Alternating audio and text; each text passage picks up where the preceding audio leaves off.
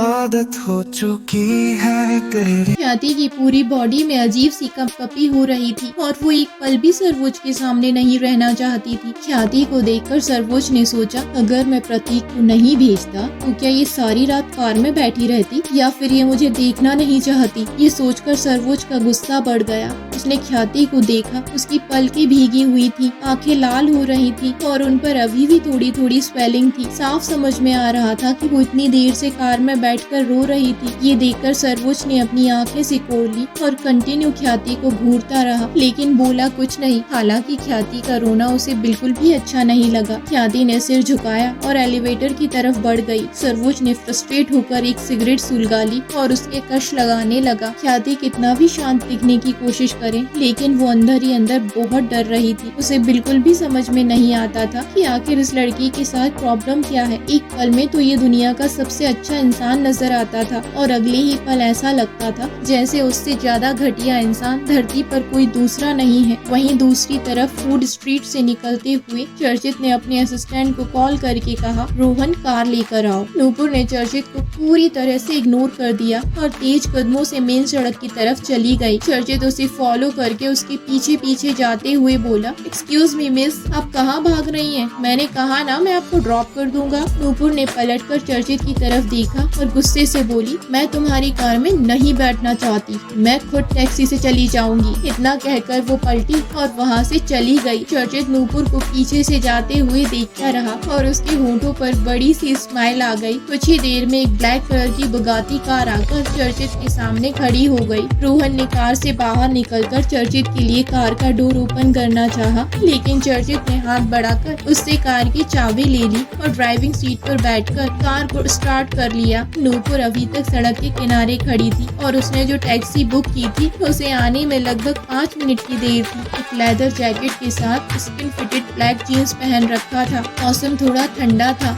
इसलिए उसे हल्की हल्की ठंड लग रही थी। उसने कार का वेट करते हुए धीरे से अपनी हथेलियों को आपस में रगड़ा और सड़क के दूसरे डायरेक्शन में देखने लगी। तभी उसे कुछ दूर से एक टैक्सी आती हुई नजर आई। नूपुर ने हाथ का इशारा किया और टैक्सी उससे कुछ दूरी पर आकर रुक गई। नूपुर ने जैसे ही टैक्सी की तरफ जाने के लिए अपने कदम बढ़ाए, तेज रफ्तार कार आकर उसके और टैक्सी के बीच में खड़ी हो गई। चर्चित का एक हाथ स्टीयरिंग व्हील पर था और दूसरा हाथ उसने विंडो ग्लास पर टिका रखा था। उसने नूपुर की तरफ देखा और बोला, कार में आकर बैठ जाओ। चर्चित की हरकतें नूपुर को बहुत इरिटेट कर रही थी। वो खुद को नाराज होने से रोक नहीं सकी। उसने गुस्से में दांत पीसते हुए कहा, मैंने कहा ना मुझे तुम्हारे साथ नहीं जाना, फिर क्यों मुझे परेशान कर रहे हो? चर्चित ने उसकी बात का बिल्कुल भी बुरा नहीं माना और स्माइल करते हुए बोला, मैं तुम्हें परेशान करना नहीं चाहता, बस मैं तुम्हें हॉस्टल ड्रॉप करना चाहता हूँ। नूपुर सच में चर्चित के बाल पकड़कर उसके मुंह पर एक जोरदार पंच मारना चाहती थी। इस तरह के अमीर और फ्लर्ट करने वाले लड़कों को लेकर उसके दिल में कोई भी अच्छे थॉट्स नहीं थे। नूपुर ने गहरी सांस ली और चर्चित की तरफ देखते हुए बोली,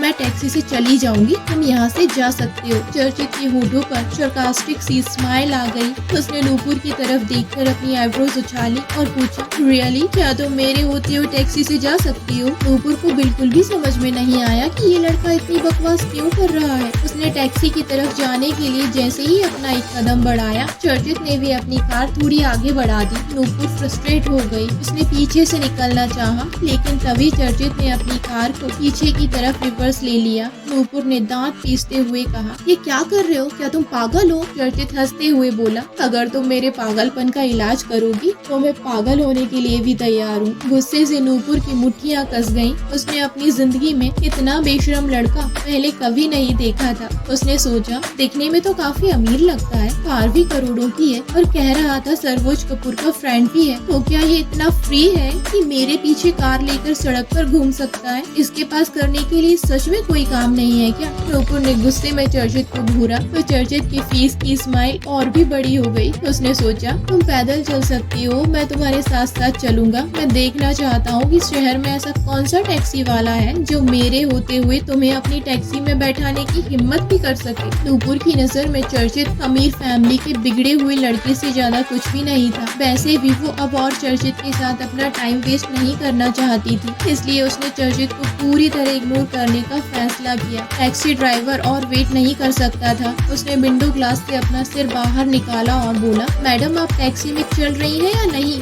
नुपुर ने कुछ कहने के लिए अपना मुंह खोला, लेकिन उससे पहले ही चर्चित बोल पड़ा, मैं यहाँ हूँ, तुम्हें क्या लगता है वो तुम्हारे साथ जाएगी?